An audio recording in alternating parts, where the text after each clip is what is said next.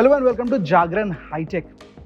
Maruti Suzuki India भारत की सबसे बड़ी कार निर्माता, छोटे कार बाजार की बादशाह, बट बादशाहत और एक सेगमेंट में बरकरार है, वो है एमपीवी सेगमेंट। 8 से 12 लाख के बीच जो प्रोडक्ट्स मारुति की मार्केट में है वो बरकरार है टॉप पोजीशन में। उन्हीं का रिवीजन आने वाला है। हमारे साथ जुड़ चुके हैं Mister Srivastava, one of the top executive Maruti Suzuki India Limited से। Sir, first thing first, XL6 Ertiga का नया अवतार आने वाला है मार्केट में। What is the vibe like? So I think ये जो सेगमेंट है एमपीवी का, वो एक बहुत बड़ा सेगमेंट बन चुका है। और ये करीब 8-10 साल पहले ये सिर्फ 3-4% होता था ओवरऑल मार्केट का, लेकिन अभी बढ़ते बढ़ते करीब 8% ऑफ द मार्केट हो गया। और लास्ट ईयर अगर आप देखें तो 2,60,000 गाड़ियाँ इस सेगमेंट में बिकी हैं। तो ये सेगमेंट काफ़ी बड़ा है और इसलिए अहम हो गया है हमारे पूरे मार्केटिंग की नज़र से। और इस सेगमेंट में जैसे आपने सही फरमाया कि मारुति सुजुकी की हिस्सेदारी लगभग 61% है। और हमारी 2 गाड़ियां हैं इस सेगमेंट में, एक है XL6 और एक है अर्टिगा। और हम जैसे आपने बोला कि नई वर्जन इनका पेश कर रहे हैं। 15 तारीख को हम अर्टिगा का लॉन्च करेंगे और नई अर्टिगा का, और 21 तारीख को हम नई XL6 का लॉन्च करेंगे। तो हमारा जो शेयर है इसमें 61%, हमें उम्मीद है ये इन गाड़ियों से और आगे बढ़ जाएगा। बिल्कुल सर, हमारी भी यही उम्मीद है। सर, जब नया कोई अवतार आता है तो बहुत सारी चेंज होते हैं, एक्सटीरियर, इंटीरियर, फीचर्स, इंजन। तो इस बार जो अहम इंपॉर्टेंट चेंजेस होंगे वो किस डिपार्टमेंट में होने वाले हैं? हाँ, तो देखिए, सबसे पहली बात तो ये है कि हमारा जो रिसर्च है वो ये दिखा रही है कि जो इंडियन कंज्यूमर हैं वो धीरे धीरे ज़्यादा एस्पिरेशनल हो रहे हैं। वो टेक्नोलॉजी और फीचर्स रिच गाड़ियाँ चाहते हैं। तो आपने जैसे देखा होगा, पिछले साल नवंबर में हमने नई सेलेरियो लॉन्च करी थी। अभी हमने इसी साल नई बेलिनो लॉन्च करी। पिछले महीने हमने नई वैगनआर लॉन्च करी।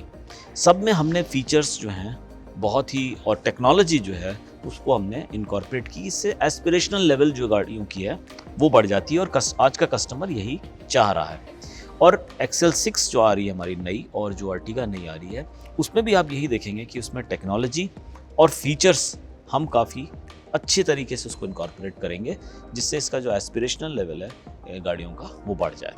अब इसके अलावा हम इंजन जो है, एक नया इंजन ला रहे हैं। इसमें K15 सीरीज़ का जो नया इंजन है वो ला रहे हैं स्मार्ट हाइब्रिड टेक्नोलॉजी के साथ में, जिससे फ्यूल एफिशिएंसी बेहतर हो रही है। अगर आप उसकी बात करें, सुजुकी कनेक्ट, जो हमारी कनेक्टिविटी वाला जो फीचर है, वो हमने बेलिनो में फैक्ट्री से शुरू किया था, फैक्ट्री फिटेड, और इन दोनों गाड़ियों में ये फैक्ट्री फिटेड है। इसमें एक ख़ास बात ये भी है कि पहली बार हम 680 विथ पेडल शिफ्ट ला रहे हैं, जो कि हमें उम्मीद है कि इस लेवल के जो कस्टमर है एमपीवी का, उनको ये बहुत पसंद आएगी। इसके अलावा इसमें 4 एयर बैग्स हैं पीछे, और सेकंड और थर्ड रो में रिक्लाइनिंग भी है। तो इस तरह से कंफर्ट का खासकर ध्यान रखा गया है। तो इसमें वो सारी चीज़ें होंगी जो इस सेगमेंट के कस्टमर को चाहिए। बिल्कुल सर, मतलब आपने टच किया सेफ्टी पे, इंजन चेंजेस पे, फीचर्स न्यू आने वाले हैं। सर, इसमें से एक बहुत अहम मुद्दा है 6 speed automatic. Maruti first time इस सेगमेंट में खेलना चाहती है। तो ये 6 स्पीड ऑटोमेटिक आपकी आने वाली गाड़ियाँ जो आप कह सकते हैं ब्रेजा पॉपुलर मॉडल है, सियाज है, इनमें भी क्या ट्रिकल डाउन करेगा? देखिए, मैं आपको स्पेसिफिक चीज़ें तो नहीं बता सकता आगे के आने वाले मॉडल की। हमारा एक रेस्ट्रिक्शन होता है। I can not really talk about future products and the specific features. लेकिन हम कंज्यूमर को वो देंगे जो उनको चाहत है। और मेरे को लगता है कि मारुति सुजुकी की सबसे बड़ी, ये जो हमारी जो कामयाबी की जो सबसे बड़ी वजह है, वो ये कि हम कस्टमर को बाकी बात को, उनकी ज़रूरतों को ध्यान से सुनते हैं और उसी के मुताबिक अपना प्रोडक्ट बनाते हैं। अब जैसे कई लोगों ने ये बोला था, जब हमने ऑटोमेटिक AGS का एक नई टेक्नोलॉजी लाए थे हमने सेलेरियो में, तो लोगों ने कहा कि इसमें ना वो ऑटोमेटिक ट्रांसमिशन जैसा फीलिंग नहीं है। लेकिन चूँकि वो उस प्राइस सेगमेंट में थी गाड़ी, जिसमें कि लोग चाहते थे कि ऑटोमेटिक जैसी सहूलियत हो गाड़ी ड्राइविंग की, लेकिन वो उसके लिए बहुत ज़्यादा कीमत देने को नहीं तैयार थे, क्योंकि वो सेगमेंट थोड़ा प्राइस सेंसिटिव ज़्यादा है। तो अलग अलग जो मुख्तलिफ सेगमेंट हैं उनकी अलग अलग रिक्वायरमेंट होती है। वो हर गाड़ी के फीचर को डिफरेंट वैल्यू की तरह देखते हैं। कुछ लोग they are prepare to go for high end features, high end transmissions, and they are willing to pay for it. और कुछ ऐसे होते हैं जो उसके लिए पेमेंट पे नहीं करना चाहते, उनको उतनी वैल्यू नज़र नहीं आती। तो जिस सेगमेंट में जैसा ज़रूरत होगी उसी हिसाब से मारुति सुजुकी काम करती है और आगे भी काम करती रहेगी। सर अर्टिगा बेहद पॉपुलर मॉडल अपने प्राइस पॉइंट में, आप कहीं भी जाइए कंट्री में आपको ये गाड़ी दिखेगी। अब इसका एक बड़ा सा चंक आता है सीएनजी से जी, तो आप नए अवतार में भी सीएनजी को कंटिन्यू करेंगे, उसमें कोई चेंजेस आए हैं? जी, तो उसमें भी सीएनजी कंटिन्यू करेंगे। आपने बहुत सही फरमाया कि लगभग ये जो मॉडल है इसमें सीएनजी का बहुत पॉपुलर है और 48% जो सेल होता है अर्टिगा का वो सीएनजी के थ्रू होता है। एक्सेल 6 में सीएनजी नहीं है, वो सिर्फ पेट्रोल गैसोलीन वर्जन है। लेकिन अर्टिगा में जैसे आपने दुरुस्त फरमाया 48% जो है वो सीएनजी के साथ है और बहुत पॉपुलर है। इस समय हमारे पास एक्चुअली अर्टिगा के जो पेंडिंग बुकिंग्स हैं वो भी खासी तादाद में हैं और सीएनजी की वेटिंग भी बहुत ज़्यादा है। तो हम ये कोशिश करेंगे कि जल्द से जल्द प्रोडक्शन बढ़ाया जाए और जो पेंडिंग कंज्यूमर्स हैं उनको हम गाड़ी जल्द से जल्द दिए जाएं और हमें उम्मीद है कि जैसे ही प्रोडक्शन बढ़ेगा उससे हमारा जो इसमें जो क्वांटिटी है, वॉल्यूम है इस सेगमेंट में वो भी बढ़ जाएगा। सर बिल्कुल आपने प्रोडक्शन पे टच किया, उसी से जुड़ा है मेरा नेक्स्ट क्वेश्चन। पिछला फिस्कल कुछ 30 लाख गाड़ियों का रहा है हमारा market. Do you see things getting better और मारुति के लिए कैसा है अभी आउटलुक? जी ज़रूर, हम तो बहुत ऑप्टिमिस्टिक हैं। जैसे आपने सही बोला कि 30,70,000 का मार्केट था पिछले साल और उसके पहले साल जो था वो 27,11,000 का था, यानी कि इंडस्ट्री में करीब 13% की ग्रोथ हुई।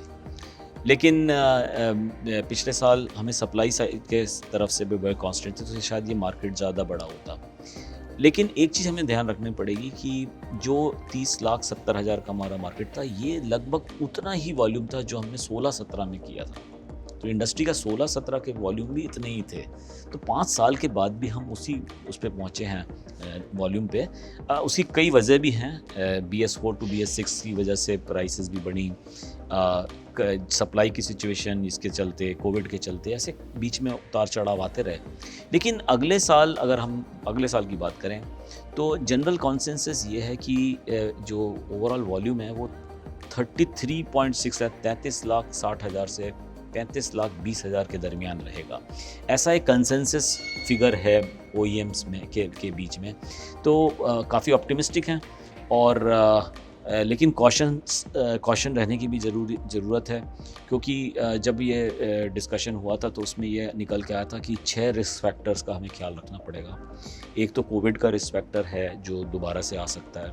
दूसरा रिस्क फैक्टर इन्फ्लेशन का है जिसकी वजह से इंटरेस्ट रेट्स बढ़ सकते हैं और जैसे आपको पता है कि ऑटोमोबाइल में 80% गाड़ियाँ रिटेल होती हैं फाइनेंस के थ्रू, तो एक वो बड़ा रिस्क है। तीसरा रिस्क ये है सप्लाई साइड का, सेमीकंडक्टर के चलते या कोई और वजह से अगर सप्लाई साइड में प्रॉब्लम रही। चौथा रिस्क ये है कि कमोडिटी प्राइसेस जिस कदर बढ़ रही हैं तो शायद प्राइसेस बढ़ जाएं और उससे विपरीत असर पड़ सकता है ओवरऑल डिमांड में। तो ऐसे मुख्तलिफ जो रिस्क फैक्टर्स हैं उनका भी हमें ख्याल रखना पड़ेगा। एक रिस्क ये भी है कि अगर इन्फ्लेशन बढ़ता है और इंटरेस्ट रेट बढ़ता है तो रिटेल साइड पे तो है ही रिस्क, उसके साथ ओवरऑल इकोनॉमी पे भी असर पड़ सकता है। तो इन सब को अगर आप बैलेंस करके चलें तो ऑप्टिमिज़म तो मुझे अभी भी दिख रहा है, लेकिन मैं उसको कॉशियस ऑप्टिमिज़म करार दूंगा क्योंकि कॉशियस रहने के भी कई सारे वजह हैं अगले साल। बिल्कुल sir, we also optimistic Maruti से, नई प्रोडक्ट्स, न्यू उत्साह। सर जो मेरा फाइनल एस्पेक्ट है वो है प्रोडक्शन को लेके, कितना कंस्ट्रेंट है और कितने अभी परसेंटेज पे आप सप्लाई कर पा रहे हो, और वेटिंग पीरियड भी कुछ 2 से 4 महीने के बीच है मोस्ट पॉपुलर मॉडल्स में। तो कस्टमर तक पहुंचने के लिए बैक एंड में प्रोसेस कैसा चल रहा है? जी, तो जैसे मैंने बताया इस समय हमारे पास 3 लाख के ऊपर पेंडिंग बुकिंग्स हैं जो बहुत हाई हैं। अगर आप देखें हम लोग साल में महीने की करीब 1,25,000 से 1,35,000 गाड़ियाँ बेचते हैं। तो उस हिसाब से अगर आप एक रफ़ कैलकुलेशन करें तो एवरेज बेसिस पे 3 लाख डिवाइडेड बाय 1,35,000 तो 2.5 महीने का करीब वेटिंग पीरियड है। लेकिन ये वेटिंग पीरियड अगर आप फ्यूल टाइप वाइज देखें तो काफ़ी डिफ़र करता है, जैसे और मॉडल वाइज देखें उस पर भी जैसे कि CNG है, उसमें waiting period on an average 2.5 महीने नहीं 4 महीने से ज़्यादा का है। और अगर आप मॉडल वाइज देखें तो और भी आपको फ़र्क नज़र आएगा। अर्टिगा में जैसे CNG है, उसका वेटिंग पीरियड 6 से 7 महीने है, और अर्टिगा पेट्रोल की भी वेटिंग जो है बाकी अन्य मॉडल से ज़्यादा है। तो मॉडल वाइज वेरी करता है और फ्यूल टाइप वाइज वेरी करता है, और नंबर ऑफ़ बुकिंग्स इतनी हैं तो हमें तो ये बड़ा चैलेंज लग रहा है इस समय। और जैसे आपने पूछा कि प्रोडक्शन किस लेवल तक पहुंचा है, तो हमने लगातार इम्प्रूवमेंट किया है पिछले 6 महीने में। हमारा जो प्रोडक्शन प्लान जो के हिसाब से जो हम 40% की सतह पे थे सितंबर में, वो बढ़ के 60% हुई अक्टूबर में, 85% हुई नवंबर में, दिसंबर में 91% थी, जनवरी में 93% थी, फरवरी में 95 थी, मार्च में भी 95 के लगभग थी। तो अभी 100% पे नहीं पहुँचे। तो मैं इसके पहले कि आप ये प्रश्न करें, मैं आपके तरफ से ये प्रश्न पहले ही कर देता हूँ कि 100% कब पहुँचेगा। तो उसका एक सीधा सा जवाब ये है कि इस समय वो विजिबिलिटी हमारे पास है नहीं, इसलिए कहना बड़ा मुश्किल है कि 100% कब पहुँचेगा। ये प्रॉब्लम हम इतना ज़रूर कह सकते हैं कि इस क्वार्टर में भी रहेगी, और कब ये एकदम नॉर्मल होगी इसका हमें आगे विजिबिलिटी नहीं है इस समय। हमें उम्मीद है कि ये प्रॉब्लम सॉल्व होगी जैसे जैसे कैपेसिटी सेमीकंडक्टर्स की बढ़ती है, लेकिन इस समय कोई पक्की इसके पीछे मैं कोई पक्का वो कंक्लूजन नहीं बता सकता, क्योंकि बहुत कॉम्प्लेक्स सप्लाई चेन इन्वॉल्व है, ग्लोबल सप्लाई चेन इन्वॉल्व है। और सिर्फ मारुति नहीं है, ये मारुति इंडिया में ही नहीं बल्कि सारे OEMs अक्रॉस द वर्ल्ड इससे मुतासिर हैं। So obviously it's a big issue, slightly complex, therefore I am finding it difficult to give exact date when it will become normal.